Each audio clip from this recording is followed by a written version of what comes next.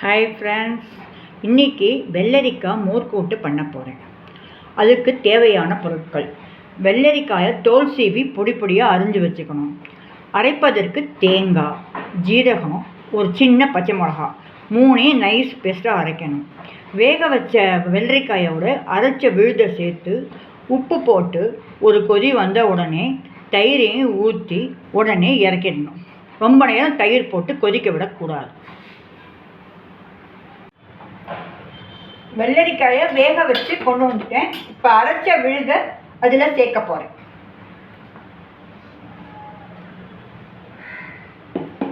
சேர்த்தவுடன் அடுப்பை ஆன் பண்ணணும். கொஞ்ச நேரம் கொதிச்சா போதும்.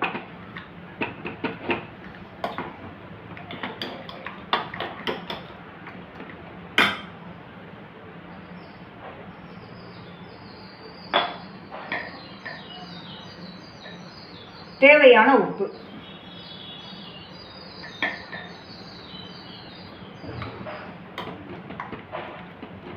வெள்ளரிக்காயில் வாட்டர் கண்டென்ட் நிறையா இருக்குது. விட்டமின்ஸு, மினரல்ஸு, கால்சியமு, ஃபைபர் எல்லாம் இருக்குது. மழை நாளில் நம்ம தண்ணி ஜாஸ்தி குடிக்காததுனால இந்த வெள்ளரிக்காய் வாட்டர் கண்டென்ட் இந்த வெஜிடபிள்ஸ்லாம் சாப்பிட்டா ரொம்ப நல்லது.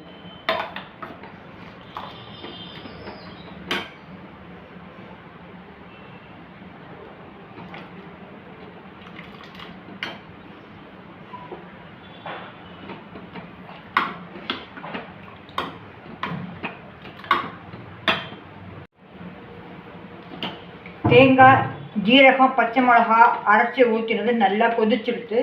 கொதித்த உடனே உப்பு போட்டாச்சு. இப்போ கொஞ்சம் தயிர்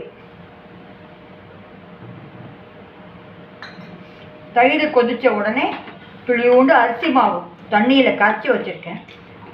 அது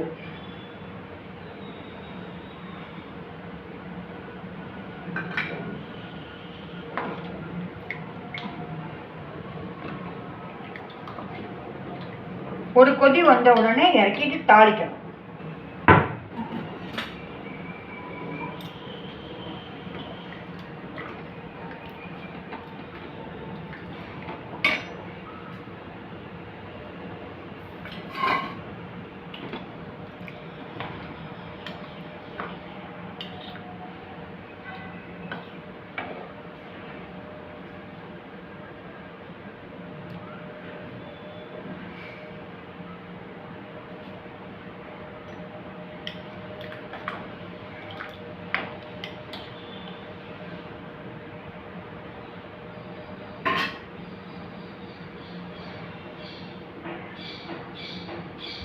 ஒரு கொதி வந்துடுச்சு.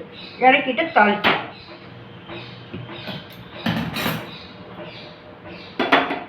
தாளிப்பதற்கு தேங்காய் எண்ணெய்,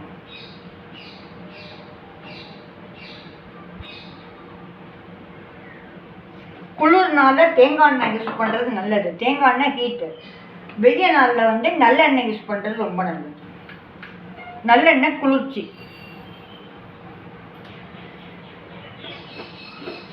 கடுகு பொரிஞ்சவுடன் உளுத்தம்பருப்பு,